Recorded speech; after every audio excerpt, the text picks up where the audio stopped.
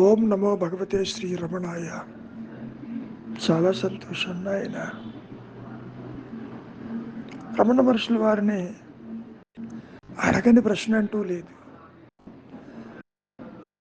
దాదాపు 3-4 సంవత్సరాలు కొన్ని వేల ప్రశ్నలు అడిగి ఉంటారు రమణ మహర్షుల వారిని. వాటన్నిటినీ కూడా గ్రంథస్థం చేయటం కూడా జరిగింది. ఎవరు ఏ ప్రశ్న అడిగినా తాము అడిగినట్టే భావించి ఆ సమాధానాల్లో లోతులను పరిశీలించి ఎవరికి వారు మార్గాన్ని సుగమం చేసుకోవాలని వారి ఉద్దేశం. ఒకే ప్రశ్న కాదు, ఎన్నో ప్రశ్నలు అడుగుతూ ఉంటారు. ముఖ్యంగా ఒక సందర్భంలో అత్యంత వైరాగ్యము, పరిణత కలిగిన శిష్యుని యొక్క లక్షణాలు ఉపదేశ మందిరంలో పేర్కొనడం జరిగింది. ఒక యువకుడు ఇంకా దాన్ని లోతుగా తెలియగోరాడు. ఏమని అడుగుతున్నాడు? వైరాగ్యం అంటే ఏమిటి? ప్రపంచ వ్యవహారాల్లో అనాసక్తి, ముముక్షత్వం అంతే కదా అంటూ అడగటం జరిగింది మహర్షుల వారిని. మహర్షుల వారు సమాధానం చెబుతూ, అది లేనివారెవ్వరు? పుట్టిన ప్రతి ఒక్కడూ కూడా సుఖాన్ని కోరుతాడు కదా, సుఖమే కోరుతాడు కదా, దుఃఖం కోరడు కదా. కష్టాలు కొని తెచ్చుకుంటాడా ఎవడైనా? లేదు కదా. కానీ ఇక్కడ విశేషం ఏమిటి అంటే, శోకం, దుఃఖము అంతర్గతంగా ఉన్న సంగతి తెలియదు. అటువంటి వినోదాలను సుగమని భ్రమ చెందుతూ ఉంటాడు. దాన్నే మహర్షులు వారు శోక గర్భాలైనటువంటి వినోదాలను, ఇంద్రియ వ్యాపారాలను సుగమనుకుంటూ వాటి వెంట పరిగెడుతూ ఉంటాడు. అది సుఖం ఉండేది కాదు కదా. అది అశాశ్వతమే కాదు, అనర్థదాయకం కూడా. ఇంద్రియాల వెంట పరిగెడుతున్నవాడు సుఖమని ఒకదాని తర్వాత ఒకటి ఇంద్రియాలని పూర్తిగా ఎక్స్‌ప్లాయిట్ చేస్తాడు. అసలు ఇంద్రియాలు ఎందుకున్నాయి? దేహాన్ని పరిరక్షించడానికి. లేకపోతే చెయ్యి తీసుకెళ్ళి నిప్పులో పెడితే కాలుతుంది కదా, కాలకుండా త్వక్కేంద్రియం నిన్ను కాపాడుతుంది. అటువంటిది ఇంద్రియ సుఖాల కోసం నువ్వు పరిగెడుతున్నావే, ఏమని చెప్పాలి నేను? నిజానికి ఇది ఒక భ్రాంతితో కూడినటువంటి ఆ ప్రవృత్తులన్నీ కూడా క్షణభంగురమే కాదు, అది శాశ్వతమైంది కూడా కాదు. సుఖమని అనుకుంటున్నావు నీవు. ఎంతసేపు ఉంటుంది? నాలుక మీద తేనె బొట్టు వేసుకున్నావు అనుకో, తీయదనం ఉంటుందా ఎక్కువసేపు? ఆస్వాదించేది క్షణకాలం, తర్వాత అదృశ్యమైపోతుంది కదా. ఈ ప్రపంచంలో సుఖ దుఃఖాలు ఎప్పుడూ కూడా ఒకటి వెంట మరొకటి వస్తూనే ఉంటుంది.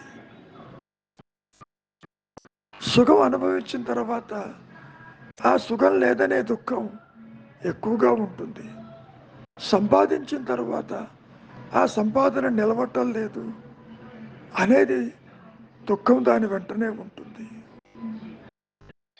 ఏ సుఖం అనుభవించినా అది తాత్కాలికమని తెలియక ఇంకా అనుభవించాలని దాని వెంటనే పడుతూ అది సత్యం అనుకుంటూ ఒక విష వలయంలోకి జీవుడు చిక్కుకుంటూ పోతూ ఉంటాడు. ఈ విషయాన్ని గమనించడు. ఇవన్నీ కూడా నీవు సుఖప్రదమని అనుకుంటున్నావే, ఆనందం ఇచ్చేవా అనుకుంటున్నావే, ఎక్కడికి దారి తీస్తున్నది? అది దుఃఖానికే దారి తీస్తున్నవి. నీవు చేసేటటువంటి ఇంద్రియ వ్యాపారములు, సుఖప్రాప్తిగా చేసే కర్మాదులు, ఇవన్నీ కూడా దుఃఖాన్నిచ్చేవే తప్ప సుఖాన్నిచ్చేవి ఏవీ లేవు. ఇవి సుఖాన్నివ్వవు. అందుకని నీవు వాటికి దూరంగా ఉండాలి. ఇంద్రియాలకు భోగి కాకుండా నీవు నిలిచి ఉన్నప్పుడు తీవ్ర వైరాగ్యముతో, రాగరహితంగా, బంధరహితంగా, ద్వంద్వరహితంగా, ఇచ్ఛారహితంగా నీవు నిలిచినప్పుడు నిజమైన వైరాగ్యము సిద్ధిస్తుంది. ఏది చేస్తే నీకు దాని వెంట బాధ రాదో పరిశీలించు. అట్టి దానినే నీవు తీసుకో. అంతేగాని నిన్ను బానిసం చేసి వచ్చినటువంటి మానవ జన్మని కోరికల వెంట, బంధాల వెంట, ఇంద్రియ సుఖాల వెంట నిన్ను పరిగెత్తేటట్టు చేస్తుంది. వాటి వల్ల నీకు అధోగతే తప్ప స్వరూప జ్ఞానానికి దోహదం చెయ్యదు. కనుక ఇందాక చెప్పినట్టు దేని వెంట నీవు పరిగెడితే అది బంధము కాదు, బాధ కాదు, పరిశీలించి అటువంటి ఆలంబన నీవు ఏర్పరచుకో. ఒక్క ఆత్మ విచారము తప్ప, నేనెవరన్న విచారము తప్ప, నీ సహజ స్థితి తప్ప అన్నీ బంధహేతువులే కదా. నిజానికి అటు కాకపోతే ఏమవుతుంది? ఇక్కడ అంటే ఇహంలోను పరంలోను రెంటికి కాకుండా పోతాడు. విచారించు, నీవెవరివో గుర్తించు. నీవుగా నిలిచి ఉండటానికి నీవేమీ చెయ్యక్కర్లేదు. నీవు కాని దానితో నీ ఉనికిని ఏర్పరచుకున్నావు. అది ఉందేమో చూడు. దేహం ఏనాడైనా చెప్పిందా? ఇంద్రియాలు చెప్పాయా?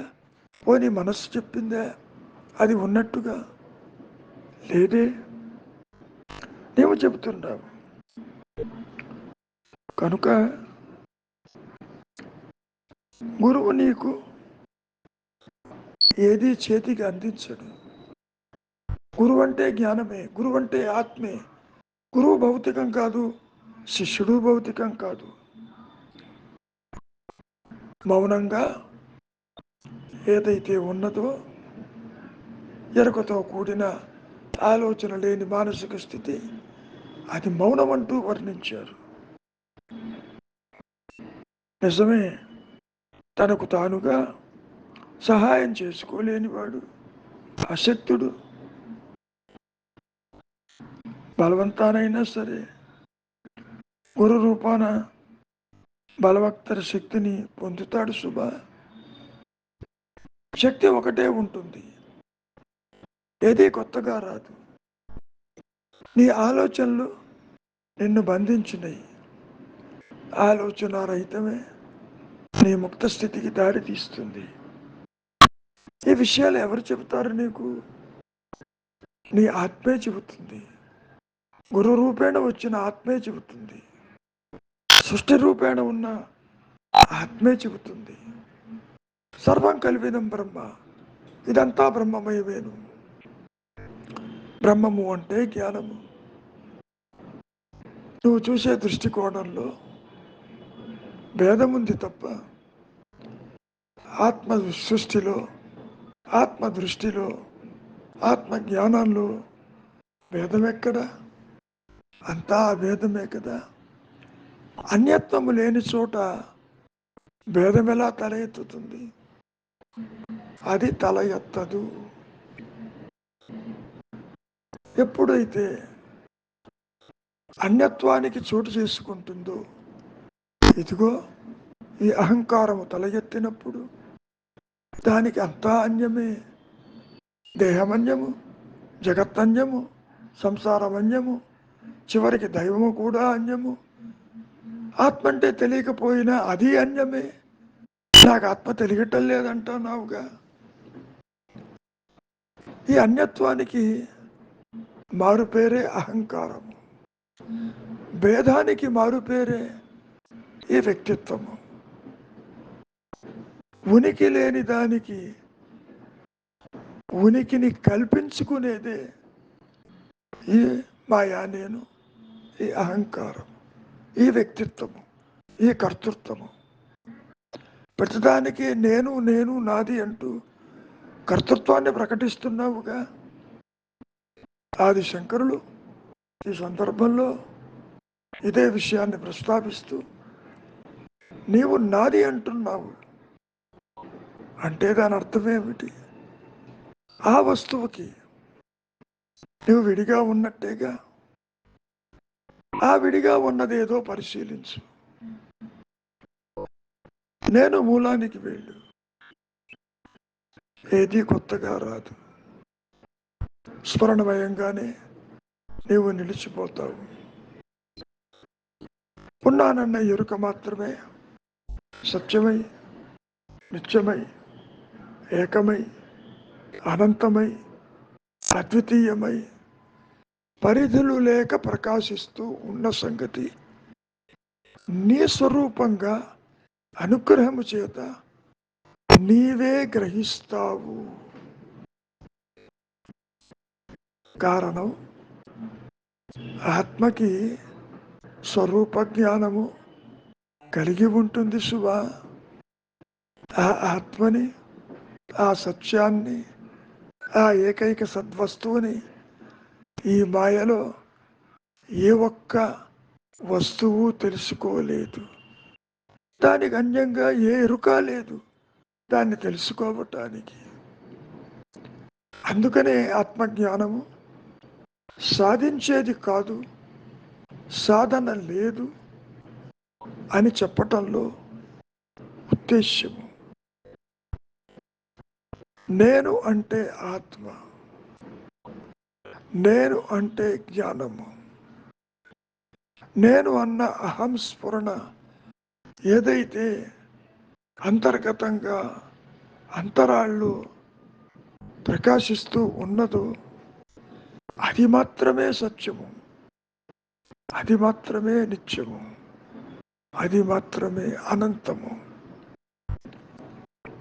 కానీ ఇక్కడ పరోక్ష జ్ఞానంలో దేహాదుల్ని, ఇతరుల్ని, జగత్తుని, సంసారాన్ని, జనన మరణాలని నీవు చూస్తూ నాది నాది అంటూ దుఃఖిస్తున్నావు. గతంలో చెప్పుకున్నట్టు దుఃఖానికి కారణం అవిచారం. విచారించు. ఏనాడైనా దేహం చెప్పిందే అది ఉన్నట్టు నీవు చెబుతున్నావు. ఈ దేహం నాది నాది నాది, ఈ సంసారం నాది నాది నాది, ఈ ఆస్తి నాది నాది నాది అంటున్నావే. నాది అనేవాడు ఉన్నాడేమో చూడు. చూడవలసింది నీవే. నీ తరఫున ఎవరు చూడరు.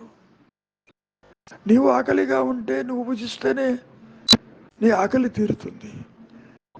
నీ దేహానికి రోగం వచ్చినప్పుడు నీవే ఔషధం సేవించాలి, వైద్యుడు సేవించడు కదా.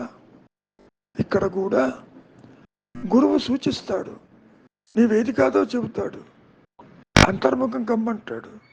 కావలసింది నీవే, గురువు కాదు. గురువు భౌతికం కాదు, నీవు భౌతికం కాదు. గురు బోధలు కూడా మాయాబోధలే సుమా. అది సత్యమేమీ కాదు. దానికి కూడా గతంలో మనం మహర్షుల వారి వాక్యాలని చెప్పుకున్నాం. ఒకడు సుష్టిగా భోజనం చేస్తాడు జాగ్రత్త అవస్థలో, స్వప్నంలో ఆకలేస్తుంది. మరి స్వప్న భోజనాలు సృష్టించుకుని మిథ్యా భోజనం సేవించి తృప్తి చెందుతున్నాడా లేదా కలలో? అదేవిధంగా గురుబోధలనే మిథ్యాబోధలు దేహాత్మబుద్ధి అజ్ఞానాన్ని పోగొట్టడానికి మిథ్యాబోధని స్వీకరిస్తున్నాడు, మిథ్యా అజ్ఞానాన్ని పోగొట్టుకుంటున్నాడు. కాబట్టి బోధలైనా అవి అజ్ఞానజనితమే, మాయాజనితమే.